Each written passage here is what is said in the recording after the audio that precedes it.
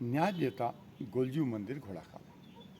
उत्तराखंड के इतिहास में डंगरिये, जंगरिये, लोहार, शिल्पकार आदि लोगों का बहुत ही महत्व रहा है।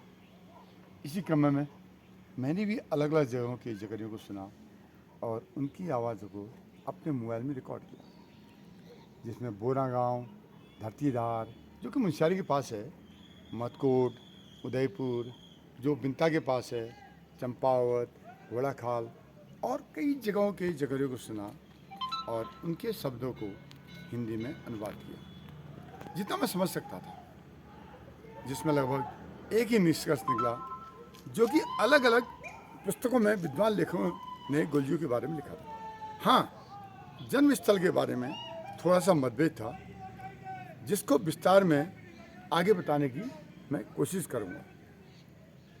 मैं अपने सहयोगी विद्वान पत्रकार मनोज इस्टवाल जी के साथ नेपाल के अलग अलग जगहों पर गया जहाँ गोलजू को पूजा जाता है। वहाँ से कुमाऊँ, गढ़वाल के अलग अलग गोलजू मंदिरों में गया। घोड़ाखाल, चंपावत, चमड़खान, उदयपुर बिनता के पास है, चितई मंदिर अल्मोड़ा, गराड़ गोलजू, दाना गोलू, कांडा गोलजू, बोना गांव, उक्कू महल आदि स्थानों पर गया। तो गोलजू की जन्मस्थली के बारे में अलग अलग जगहों को सुनने के बाद निर्णय नहीं कर पा रहा था कि उनकी जन्मस्थली कहाँ है। बोना गांव धरतीदार जो कि मुंशियारी के पास है, या फिर चंपावत में। खैर, फिर मुझे अपनी धरोहर संस्था के माध्यम से गोलजू संदेश यात्रा जो कि अप्रैल 2022 में निकली थी, वहाँ जाने का मुझे अवसर प्राप्त हुआ। मैं धरतीदार गया जो कि 10 किलोमीटर पैदल जाने के बाद जहाँ गोलजू का मंदिर है, जो कि हरी भरी बुग्यालों के बीच में लगभग 12,000 फीट की ऊंचाई पर स्थित है। वहाँ सदियों से काट के घोड़े चढ़ाए जाते हैं। मैं इतनी ऊंचाई पर बैठा था और थक भी गया था और बुग्यालों के बीच आराम कर रहा था और गोलजू के बारे में लिखी कहानी के बारे में सोचे जा रहा था। और फिर पता चला कि मदकोट, जिसका वर्णन मैंने एक बार एक जागर में आया था पासी में, और वहाँ से जौलजी नदी गए जहाँ दोनों नदियाँ गोरी और काली का संगम होता है। अब यदि गोलजू को नदी में बहाया होगा जैसा कि जगरियों से सुना, तो वास्तव में धरतीदार जन्मस्थली होना चाहिए। राजा झल्लाई का महल भी आसपास होना चाहिए। कई लोगों से पूछते पूछते हम लोग नेपाल स्थित उक्कू महल पहुंच गए, जो कि अब खंडर में बदल गया है, जहां बताते हैं कि गोलजू ने अपना बचपन बिताया होगा। खैर, हम इस विवाद में न पड़कर कि जन्मस्थली चंपावत में है या धरतीदार में।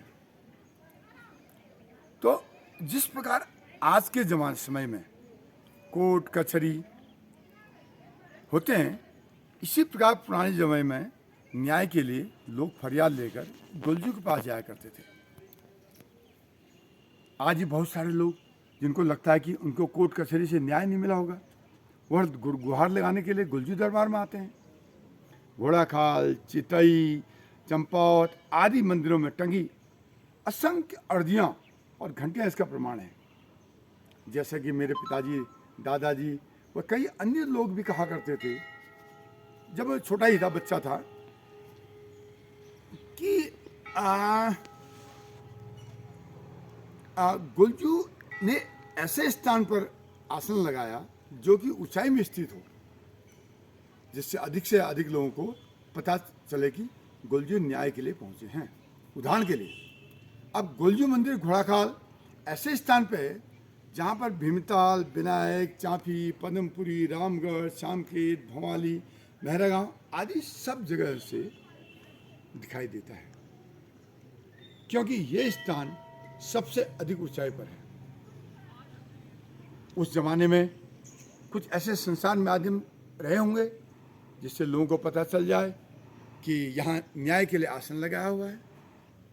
कहते हैं कि पुराने समय में भी लोग पहाड़ियों के ऊपर आग जलाकर एक दूसरे को संदेश देते थे और गढ़वाल की बातें कुमाऊं तक और कुमाऊं की बातें गढ़वाल तक पहुंच जाती थी। कहते हैं कि न्याय के लिए जहाँ पर आसन लगाए थे वहाँ पर आज मुख्य मंदिर है।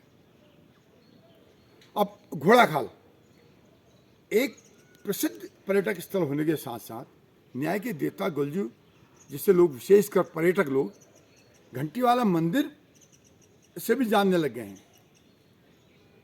और साथ साथ यहाँ जो है सैनिक स्कूल, जो कि पूरे भारतवर्ष के प्रसिद्ध स्कूलों में से एक है, तो यहीं स्थित है। असल पहले जो ये घोड़ाखाल स्टेट है ये बेलवार और सालों की हुआ करती थी, लेकिन इसके देखे थे पेपर देखे थे 1906 में मेजर जनरल पी व्हीलर के नाम हो गई थी और 1921 में घोड़ाखाल स्टेट जो है मेजर जनरल सर मोहम्मद, जो कि रामपुर के नवाब थे, उन्होंने खरीदी। और उसके बाद 1966 में यह स्टेट उत्तर प्रदेश सरकार के पास आ गई और 1966 में ही केसी पंत जी, जिनका निवास स्थान भोपाली में था और अभी भी है, उनके प्रयासों से यहाँ पर सैनिक स्कूल घोड़ाखाल की स्थापना हुई। जैसा कि मेरे सीनियर कहा करते थे कि उसमें सैनिक स्कूल के मुख्य भवन, जो मेन बिल्डिंग अंग्रेजी ने बनाई थी, उसमें आग लगी थी और जिस कारण कुछ साल के लिए यहाँ के विद्यार्थियों को दूसरे स्कूल में भेज दिया गया। लेकिन जब मैंने 1971 में सैनिक स्कूल में एडमिशन लिया, उस समय तो स्कूल के होल्डिंग हाउस, सिंह हाउस, केसी हाउस और कुमाऊं हाउस बन चुके थे। अच्छा, अब जैसे कि जन सूत्र के अनुसार क्या है कि घोड़ाखाल में गुलजू मंदिर महरागांव की एक महिला है, उसको स्थापित करने से उसको जाता है। कहते हैं महरागांव की एक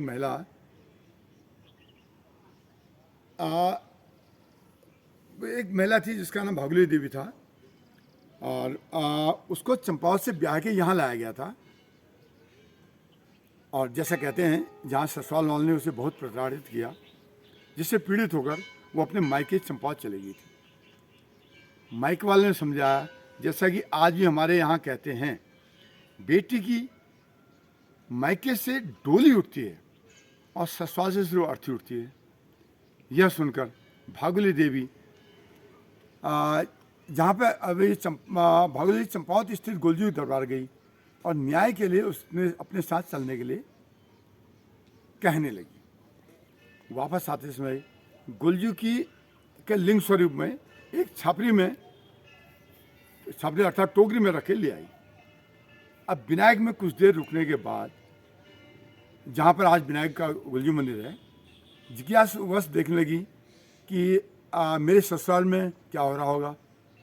अब ऊपर घोड़ाखाल को आ गई, जहाँ से महरागांव जो है साफ दिखाई देता है। आज भी अगर हम भौगोलिक स्थिति देखें तो यही बताती है। चाहती तो वह आज का जो खिटानी है, जिसे गुलजू के चरण भी कहा जाता है, से जा सकती थी, पर वह घोड़ाखाल आज जहाँ पर गुलजू का मंदिर है स्थित है, वहाँ आ गई और बैठकर महरागांव को निहारने लगी। जब वह ससुराल को जाने लगी तो छापरी जो टोकरी अपने साथ लाई थी, उठाते समय इतनी भारी हो गई कि वह उठाई नहीं पाई। तो मजबूर होकर उसने वह छापरी जो टोकरी लाई थी उसको वहीं छोड़ दी और अपने ससुराल को चली गई।